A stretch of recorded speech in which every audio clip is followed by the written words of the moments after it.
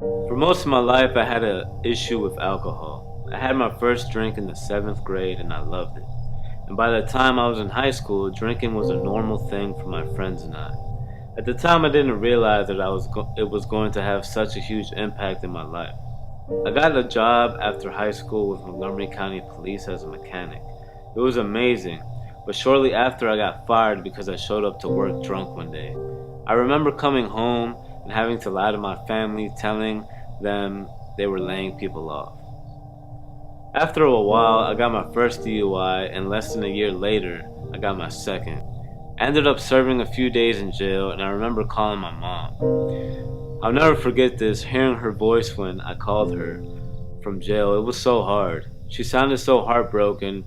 She didn't want me to end up like one of my uncles who served part of his life in prison. It made me feel horrible, but the moment I got out, my cousin picked me up and we went straight to the bar. Like, after all this, I still didn't even learn my lesson. I felt like something was missing, a void I couldn't fill or figure out. So I would just drink until that feeling went away. I remember the turning point for me. One day, I was lying in an alleyway in Wheaton, passed out drunk with a bag of cocaine in my hand. And some homeless dude came up to me and he kicked me to wake me up. And he said, "Get up, man. What are you doing here lying on this dirty floor? Look at yourself. You got nice clothes on and you're laying here like you don't care about yourself. What would your mom say if he saw you like this?" He held me up and he told me to go home and clean myself up. But the last thing that stood out to me, he said, "You don't want to end up living on these streets like me." Just a few days later, my homie invited me to a men's group.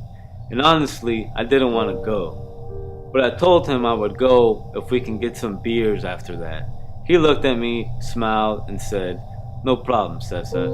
I remember sitting there thinking this was a waste of time, and I ended up throwing the Bible at the creative director, telling him that this was BS and wondering why anybody would believe in this.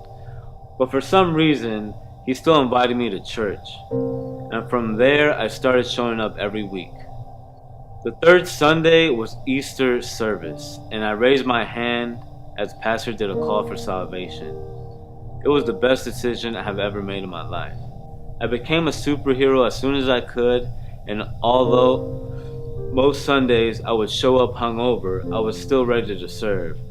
Man, even one time I showed up in the middle of the night because I was too drunk to drive home. I ended up sleeping on the stage before anyone got there. And when Chris showed up at 7 in the morning, he smiled and he offered me his coffee as soon as he saw me. I never felt the love of God like that. I prayed to God that He would help me with my urge to drink.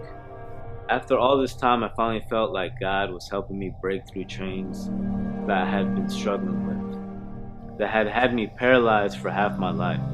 But Satan is a damn good welder. He tries to weld back those chains together.